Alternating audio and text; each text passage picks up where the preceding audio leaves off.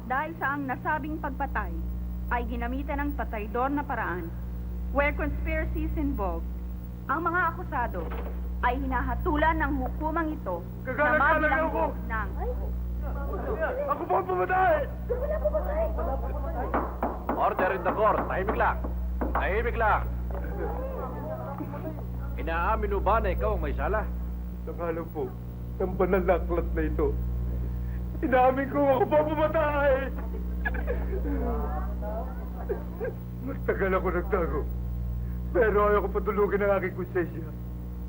Sa aking pagkakasala, ay ang mga taong itong magdusa. Ako po ang pumatay. At ang baril ko ito ang ginamit ko! Sinusuko ko na! Bakit mo naman siya pinatay? Sobrang kalupitan niya! Sobra! Sinagay niya ang aking asawa. Hindi pa siya nasiyahan. Pinatay niya ba? Pinatay niya! Pinatay niya! Dahil sa paggamit ng iyong pagkakasala, kayong tatlo ay pinawawalan sala ng hukumang ito. Maaari na kayo makauwi. Case dismissed. Boss, salamat ulit, ha? Bye! Naglalagala na hukom! Sandali lang po! Hoy, manotok! Anong ginagawa mo rito? Hindi ito ang korte natin! Tuhon! Hoy, mga pulis! Pigilan na tatlo nga! Pabalik ka dito! Magalang-galang na hukom. Pasensya na po kayo. Halika na, dali! Doon tayo sa kabila. Balik! Balik! Diyan ka!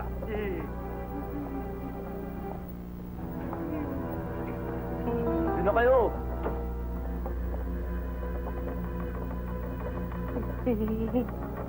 Ang mga akusado ay hinahatulan ng hukumang ito na mabilanggo ng habang buhay. Piso? Teka, 5 piso. May 5 piso ako eh. Ayan! Ayan! 5 piso! Ha? Sige na po!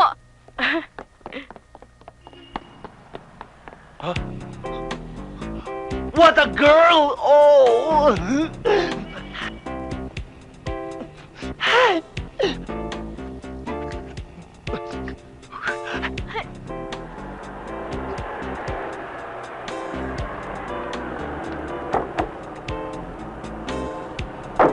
Bisan po tayo.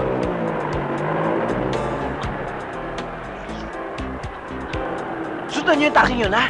Yes, boss! Okay.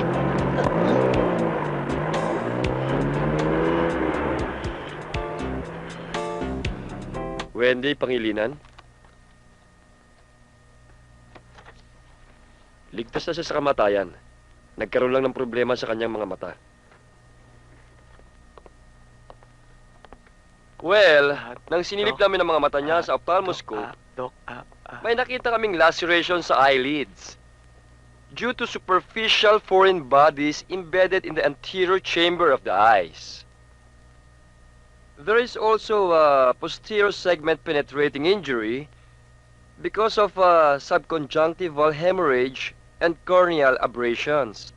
Corneal lacerations are usually evident by the loss of the anterior chamber and distortion of the pupil. Malinaw ba? ha? Ang alin? Yung sinabi ko, hindi mo ba naintindihan yung sinabi ko kanina? Ay, hindi ho. Oo nga pala. Sorry, nakalimutan kong tanggalin yung surgical mask ko. O yan, para mas malinaw. Dok, kasi kahit tanggalin niyo ho yan, hindi ko rin kayo maintindihan eh. Mahina ho ko sa English eh. Mabuti pa, paliwanag niyo ng simple lang para maintindihan ko. Ah, ganun ba?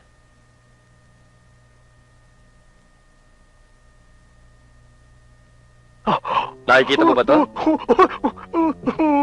Sa kanang bahagi, may bubog na pumasok galing sa salamin ng kotse.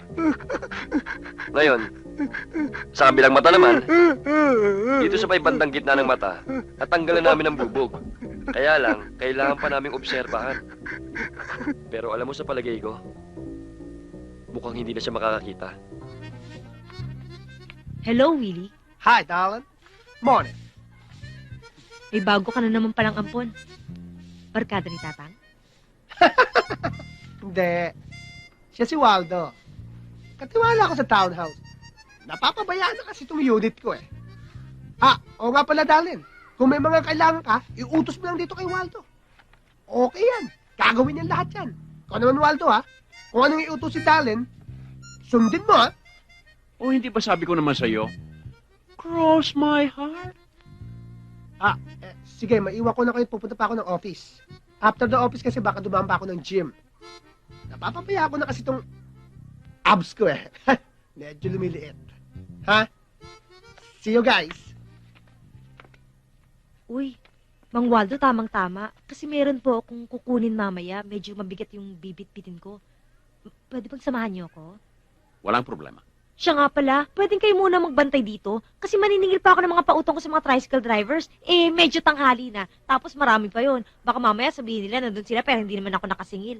Di ba mahirap na? Maraming pera yun eh. Pwede dito na muna kayo ha. Sige, mamaya na lang po. Maraming salamat. Teka, Darlene, paano ba itong...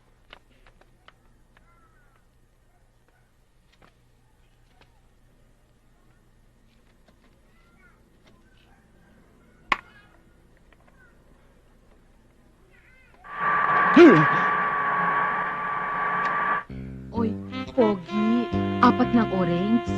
4 na orange. Oo.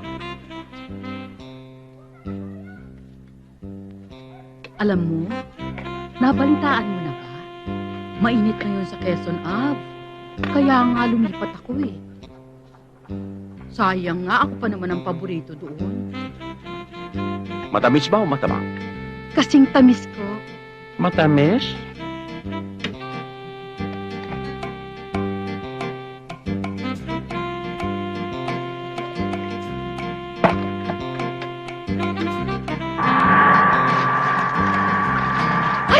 Sus Mariosep! Ano ba yung tinda mo? Baka ganito. Pasensya na, Mrs. Ano ba ito? Ayan! Hindi na ako makakita eh! Ano ba ito?